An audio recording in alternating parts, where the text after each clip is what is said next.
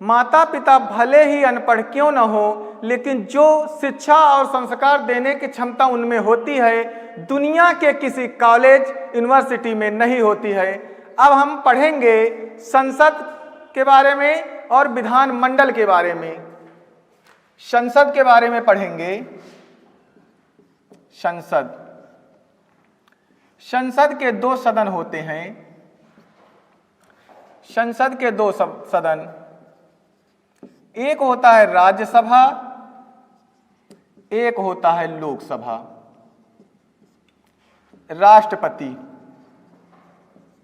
राष्ट्रपति महोदय जी। वैसे ही राज्यों में होती है विधानमंडल, राज्यों में होती है विधानमंडल।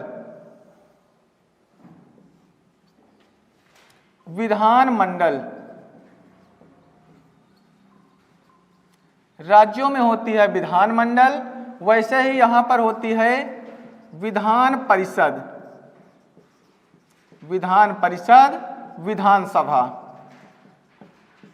विधानसभा। यहां पर राज्यपाल जी होते हैं, राज्यपाल। अब हम जानेंगे कि संसद जो है उसके दो अंग होते हैं, यानी दो सदन होते हैं संसद के।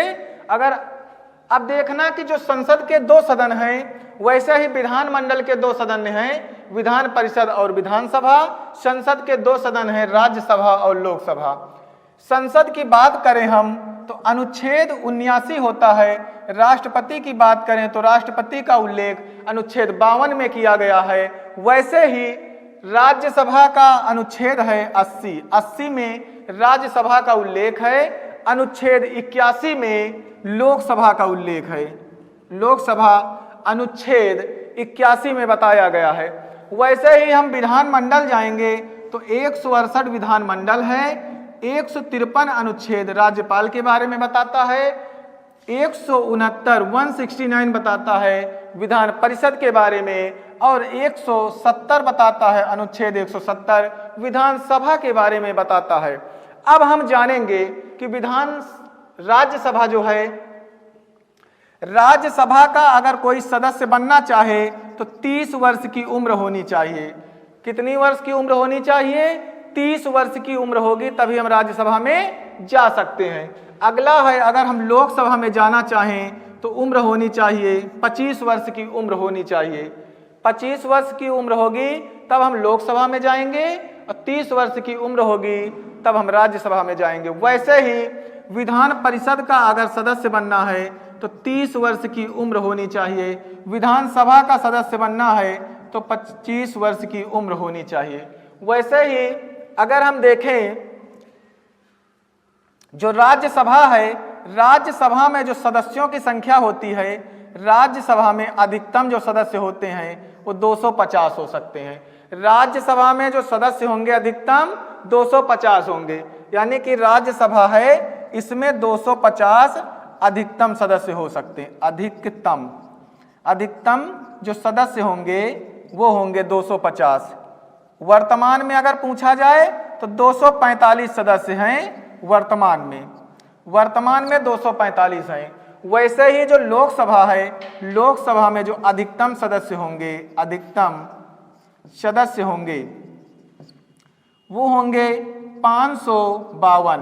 552 का मतलब है 530 राज्यों से होंगे, 20 केंद्र शासित प्रदेशों से होंगे, और 2 एग्लो इंडियन जो होते हैं अनुच्छेद 331 में, वो 2 सदस्य होते हैं। वैसे तो अब एग्लो इंडियन अनुच्छेद 331 को समाप्त कर दिया गया है। अब हम जानेंगे कि वर्तमान में जो सदस्य हैं वो कितने हैं। वर्तमान में सदस्य हैं 543 सदस्य हैं। 543 वर्तमान सदस्य हैं लोकसभा में। राज्यसभा में 245 वर्तमान में है, अधिकतम हो सकते हैं 250। वैसे ही विधान परिषद में हम जाएंगे तो विधान परिषद में और विधानसभा में, तो विधानसभा में न्यूनतम जो है कम से कम 60 होंगे, अधिकतम 500 होंगे। 500 सदस्य अधिकतम होंगे और अधिकतम 500 होंगे, और न्यूनतम होंगे हमारे सदस्य जो विधानसभा में न्यूनतम 60 सदस्य होंगे, लेकिन कुछ अपवाद हैं, जैसे सिक्किम में 32 सीटें हैं, गोवा में 40 हैं, मिजोरम में 40 हैं। विधानसभा जैसे सिक्किम में 32 सीटें हैं, गोवा में 40 हैं, मिजोरम में 40 हैं, मिजोरम में 40 हैं। दो ऐसे केंद्र शासित प्रदेश हैं जिनमें विधानसभा है, दो ऐसे केंद्र शासित प्रदेश हैं जिनमें विधानसभा है, वो है दिल्ली और पांडुचेरी। दिल्ली और पांडुचेरी। दिल्ली में 70 सीटें हैं, पांडुचेरी में 30 सीटें हैं। यानी दो ऐसे केंद्र शासित प्रदेश हैं। अब देखो पूछा जाएगा कि राष्ट्रपति के चुनाव में कौन कौन भाग ले सकता है। विधानसभा के निर्वाचित सदस्य, लोकसभा के निर्वाचित सदस्य एवं राज्यसभा के निर्वाचित सदस्य राष्ट्रपति के चुनाव में भाग ले सकते हैं। दिल्ली और पांडुचेरी के विधानसभा के सदस्य भी शामिल हो सकते हैं राष्ट्रपति जी के चुनाव में। अब देखो, अब हम जानेंगे कि विधानसभा का जो चुनाव होता है, विधानसभा के बहुमत दल के नेता को मुख्यमंत्री कहा जाता है। विधानसभा का जो बहुमत दल का नेता होगा वो कहलाएगा मुख्यमंत्री।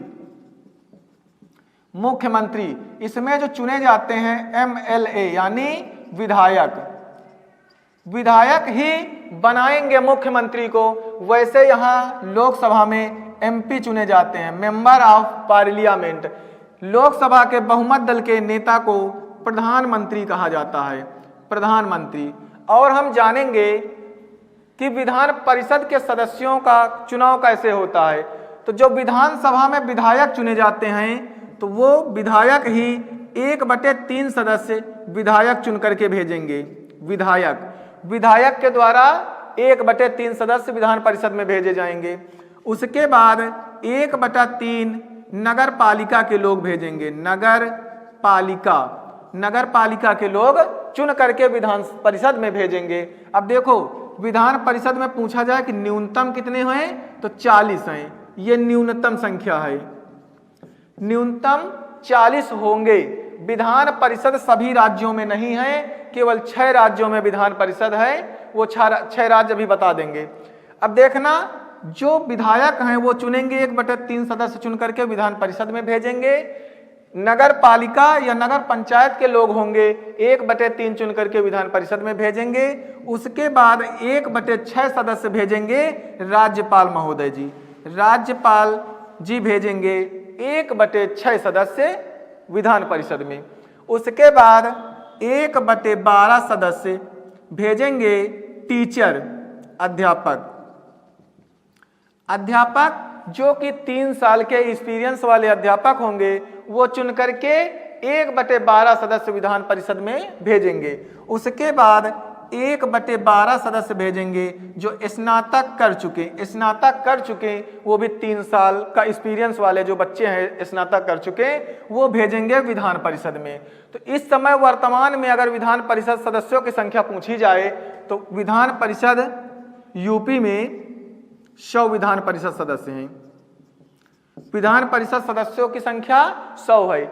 इसमें विधान परिषद में कहा गया कि न्यूनतम 40 होंगे, लेकिन अधिकतम का प्रावधान नहीं दिया गया। लेकिन इतना बताया गया कि विधानसभा सदस्यों के 1/3 होंगे। 1/3 का मतलब इसमें इस समय वर्तमान में विधानसभा में 403 सदस्य हैं।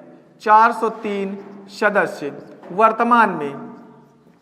वर्तमान में जो विधानसभा में सदस्यों की संख्या है 403 है, उन्हीं का 1/3 सदस्य विधान परिषद में हो सकते हैं। तो इसके हिसाब से 133 या 34 अधिकतम होंगे। वर्तमान में विधान परिषद सदस्यों की संख्या जो है 100 रखी गई है।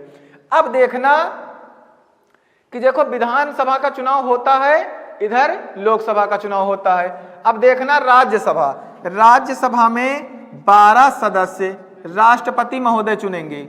राष्ट्रपति महोदय कला, साहित्य, समाज सेवा और विज्ञान का क्षेत्र। 12 सदस्यों की नियुक्ति राज्यसभा में राष्ट्रपति महोदय जी करेंगे। सदस्यों की 12 सदस्य राज्यसभा में राष्ट्रपति जी भेजेंगे। कला, साहित्य, समाज सेवा, विज्ञान के जो एक्सपर्ट लोग होंगे उनको राज्यसभा में भेजा जाएगा।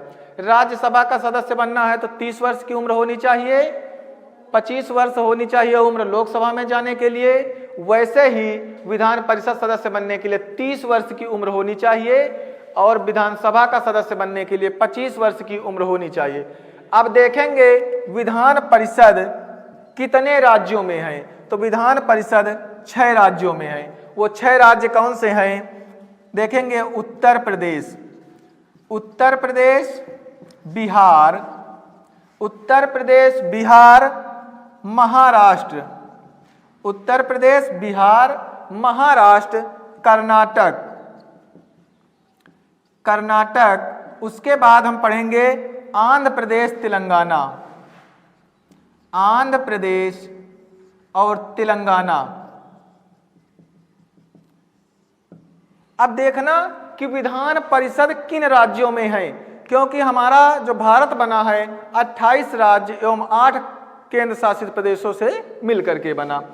तो 8 केंद्र शासित प्रदेशों से मिलकर के बना, लेकिन विधान परिषद केवल 6 राज्यों में है, उत्तर प्रदेश, बिहार, महाराष्ट्र, कर्नाटक, आंध्र प्रदेश और तेलंगाना। पहले जम्मू कश्मीर में थी विधान परिषद, लेकिन विधान परिषद को समाप्त कर दिया गया, क्योंकि जो जम्मू कश्मीर है केंद्र शासित प्रदेश बन गया। केंद्र शासित प्रदेश में 2 भाग हुए, लद्दाख अलग हो गया उसी का केंद्र शासित, जम्मू कश्मीर अलग हो गया। अब ऐसे करके विधान परिषद के सदस्यों का चुनाव हम देख लिए कैसे होता है। अधिकतम सदस्य कितने होंगे, न्यूनतम कितने होंगे, विधानमंडल के कितने पार्ट हैं। वैसे ही हमने संसद को देख लिया, राष्ट्रपति, राज्यसभा, लोकसभा को देख लिया। राज्यसभा में जो अधिकतम सदस्य होंगे 250 होंगे, 245 वर्तमान में हैं। वैसे ही लोकसभा में अधिकतम जो संख्या होगी वो होगी 552। 552 अधिकतम है, इससे अधिक नहीं हो सकते हैं। 530 राज्यों को द्वारा जाएंगे, 20 केंद्र शासित प्रदेश द्वारा और उसके बाद 2 एग्लो इंडियन। लेकिन एग्लो इंडियन का काम समाप्त कर दिए, अनुच्छेद 331 को समाप्त कर दिए। वर्तमान में पूछा जाए कितने सदस्य हैं लोकसभा में, 543 है। लोकसभा के बहुमत दल का नेता प्रधानमंत्री होता है, वैसे ही विधानसभा के बहुमत दल का नेता मुख्यमंत्री होता है। जो प्रधानमंत्री बनाते हैं वो एमपी होते हैं, मेंबर ऑफ पार्लियामेंट, इन्हीं के बहुमत दल से प्रधानमंत्री बनते हैं। एमएलए जो विधायक होते हैं वही बनाते हैं हमारे मुख्यमंत्री को। और उसके बाद इन्हीं के 1/3 सदस्य अधिकतम हो सकते हैं विधान परिषद में। विधान परिषद का चुनाव देख लिए, 1/3 सदस्य विधान परिषद में विधायक भेजेंगे, नगर पालिका के लोग 1/3 भेजेंगे, राज्यपाल 1/6 सदस्य भेजेंगे, अध्यापक जो 3 साल का एक्सपीरियंस हैं वो भेजेंगे 1/12 सदस्यों को राज्य की विधान परिषद में। स्नातक जो बच्चे कर चुके हैं वो भेजेंगे 1/12 सदस्यों को। और अगर पूछा जाए कि राष्ट्रपति के चुनाव में कौन भाग लेंगे, तो जो संसद के दोनों सदन के निर्वाचित सदस्य होंगे राष्ट्रपति के चुनाव में भाग लेंगे, और उसके बाद विधानसभा के निर्वाचित सदस्य भाग लेंगे। और दिल्ली और पांडुचेरी जो 2 राज्य केंद्र शासित प्रदेश हैं उनके विधायक जो हैं, जो यहाँ पर भी विधायक चुने जाते हैं, क्योंकि यहाँ क्या है विधानसभा। तो वैसे ही दिल्ली में 70 सीटें हैं, पांडुचेरी में 30 सीटें हैं। पूछा जाए कि यहाँ पर देखो न्यूनतम का प्रावधान दिया गया है कि विधानसभा में न्यूनतम कितनी होनी चाहिए, 60। लेकिन सिक्किम में 32 सीटें हैं, गोवा में 40 है, मिजोरम में 40। कुछ राज्य अपवाद के रूप में है। अब हम कुछ अनुच्छेद जानेंगे जो इंपॉर्टेंट हैं। देखना अनुच्छेद